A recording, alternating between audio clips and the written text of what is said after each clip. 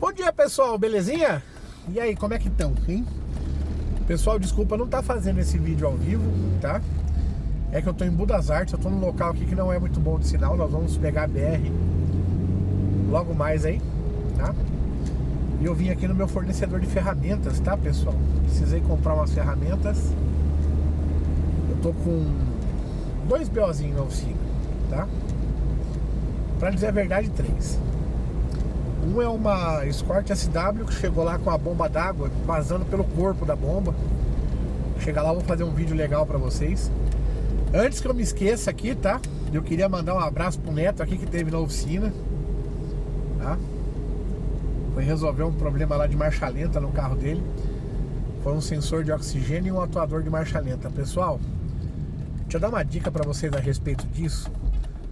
Não mexa na regulagem do atuador de marcha lenta, que vocês vão perder o atuador, tá? Você mexeu naquela regulagem ali do fundo, acabou o atuador, não tem mais o que se fazer com ele. Você não consegue mais ajustar ele ao que era, tá?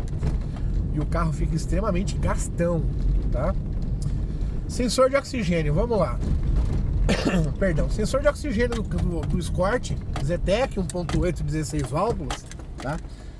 Quando esse sensor tem problema, na verdade, o que dá problema nele não é a parte onde faz a leitura. Deixa eu ligar o ar-condicionado aqui, que já tá começando a cozinhar. O tempo tá chuvoso, mas tá abafado, sabe? Né? Você mexeu na regulagem do atuador de marcha lenta, você vai perder o atuador, tá? E o que queima no sensor de oxigênio, tá, pessoal? Não é a parte onde faz a leitura, certo? É a parte do aquecedor do sensor. Esse sensor ele passa a fazer a leitura numa temperatura muito alta, se não me engano, acima dos seus 200 graus de temperatura. E se essa resistência dele queima, o carro fica preso em mistura pobre, tá? Porque ele não tem um aquecimento bom ali para fazer a leitura correta dos gases. Ele até passa a fazer essa leitura correta, mas você tem que andar muito com o carro a ponto ali dele fazer uma leitura ali mais ou menos, tá? Então nós temos ferramenta na oficina para fazer esse tipo de diagnóstico, certo? E quando queima a resistência, acabou o sensor. Outra coisa, você teve problema com o sensor de oxigênio do Escort, não vá me colocar no Escort aquelas sondas universais que não funciona nele, tá? Não adianta querer fazer milagre que não dá, tá? Vai se gastar aí entre 290 a 480 reais em um sensor, tá? Então tem que ser feito o diagnóstico. Ah, Bíblia, mas não é comum dar defeito? Pessoal, vamos lá, o carro tá com 20 anos de idade, tá? A maioria dos carros que chegam na minha oficina já tem problema nesse sensor, certo? É feito diagnóstico ali com scanner, é feito diagnóstico com caneta de polaridade, é feito diagnóstico às vezes com multímetro, tá? É chatinho pegar o defeito dele, mas tem uma caneta de polaridade na oficina que pega em cima, tá? E ele geralmente fica travado em mistura pobre. Quando esse sensor fica travado em mistura rica, o problema dificilmente é o sensor, tá? Quando ele fica travado ali em mistura rica, obviamente você tem um problema de bico gotejando, regulador de pressão perfurado, sabe, vazando combustível para dentro do sistema, ou você tem até mesmo ali uma baixa carga de alternador e os bicos estão trabalhando com tempo de injeção mais alto, certo? Aí sim você tem ali um problema de parte elétrica, tá? Ficou preso em mistura pobre, você tem problema no sensor, é quase certeza disso, tá? Como é que você faz para saber se não é um problema com bomba de combustível? Escort 1.8 16 válvulas. Geralmente quando você tem problema em sensor de pressão de combustível, de linha de trabalho de combustível, tá? Ele fica ruim para pegar de manhã, ele fica ruim para desenvolver a aceleração, certo? Ele fica lento em retomada. Isso indica aí um problema com linha de combustível, tá? O consumo do carro triplica, entendeu? Ele passa a fazer 2,5 por litro, tá? É uma média absurda, mas existe, tá? Então são problemas que levam a gente a testar, né, linha de combustível. E por falar em linha de combustível, Hoje eu tava reparando esses dias que eu precisei, né, de medir a pressão de um carro. E fui agora buscar, né, um kit ali de... O que é que eu fui buscar? De ferramenta, tá?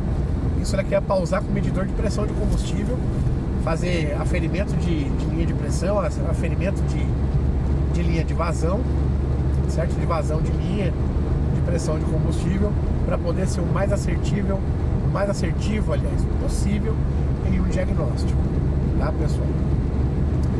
Outra coisa que eu comprei aqui para esses cortes também, que essa aqui é a nossa afogadinha, né? Passei ali para abastecer ela. E comprei um sensor aqui, ó, da Iguaçu, né?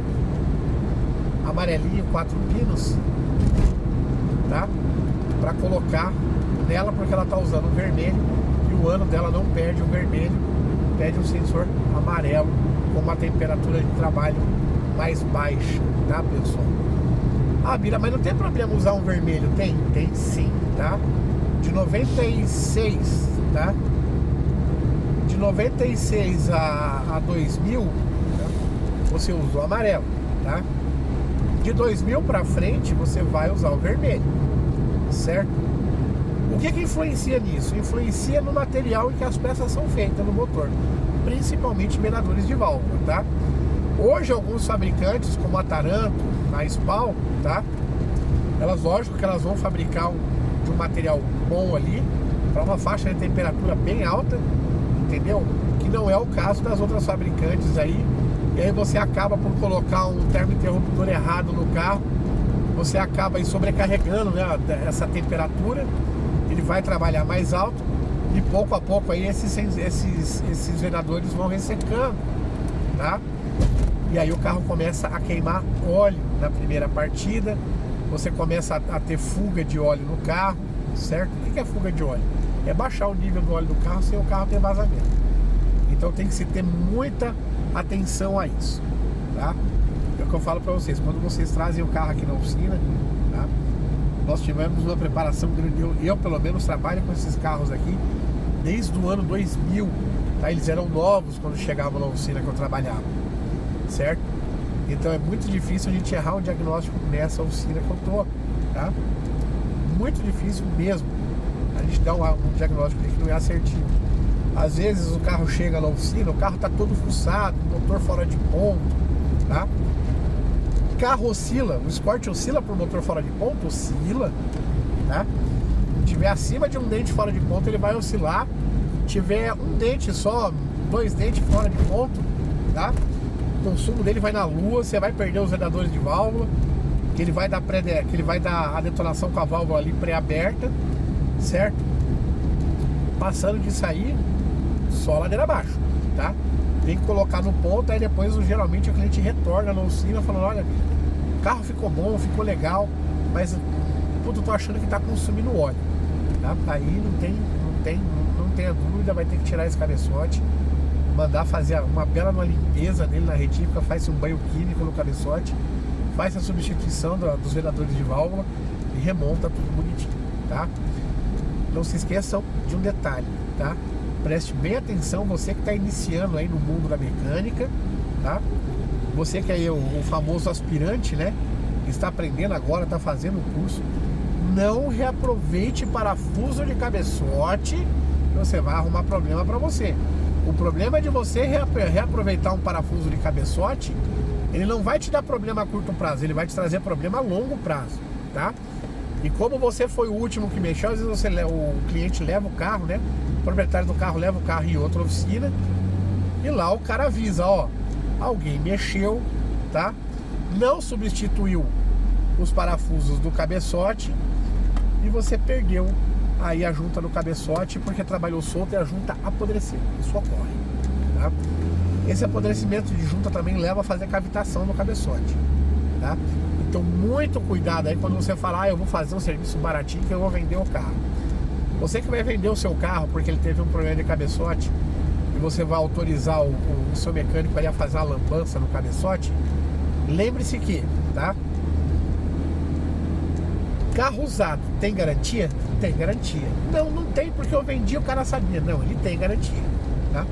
Você pode fazer o documento que for, você pode alegar o que você quiser, ele pode ter assinado 50 quilos de papel para você, se esse motor der problema, porque fez um serviço baratinho, e ele te acionar judicialmente antes de um prazo aí mínimo de 90 dias, meu amigo, você tá na água, tá? Porque você vai ter que dar um jeito nesse carro para ele, ou pagar as custas ali do reparo desse carro, certo? Então muito cuidado aí quando você for fazer venda de carro aí, porque o carro tem problema. O pessoal que vende carro automático geralmente se arruma muita dor de cabeça com isso, tá? Porque o cara que tem um problema no câmbio automático, às vezes ele leva no mecânico, o mecânico dá um jeitinho lá e ele põe esse carro à venda, ele já não sai mais com o carro. Quando você vai testar o carro tá andando bonitinho, tá? Passou 15, 20, 30 dias, esse câmbio dá pau, certo? Ah, mas é carro automático, tá sujeito a isso. Não, tá? Lembre-se, você que vendeu o carro, tá? Você é responsável por esse veículo por até 90 dias, tá? Esse é o prazo mínimo de garantia legal no Brasil, tá? Geralmente é o mais usado aí entre os vendedores, entre os fabricantes de peça, tá? Entre a oficina mecânica, tá? Ah, não, eu vou fazer pra você, não tem garantia. Colocou a mão, tem garantia, tá? Não existe isso de não tem garantia. Ou não existe de, eu só fiz isso, eu só fiz aquilo. Não. Você colocou a mão no carro, esse carro tem garantia, sim. Agora deixa eu ver como é que eu vou fazer para abrir isso aqui. Tem uma vaguinha aqui, ó. Dentro d'água. Por que ninguém parou, né? Porque a vaga tá dentro d'água. Entendeu, pessoal? Então eu queria ter essa conversa com vocês aí, né? Não entrei ao vivo mais uma vez aqui explicando para vocês, tá? Não entrei ao vivo aqui porque não fiz uma live, porque as condições de internet lá em Rio das Artes não eram favoráveis a isso, beleza, pessoal? Então eu queria deixar aqui meu abraço para vocês e logo, ó, fica atento aí que eu já vou subir vídeo já, tá? Um abração.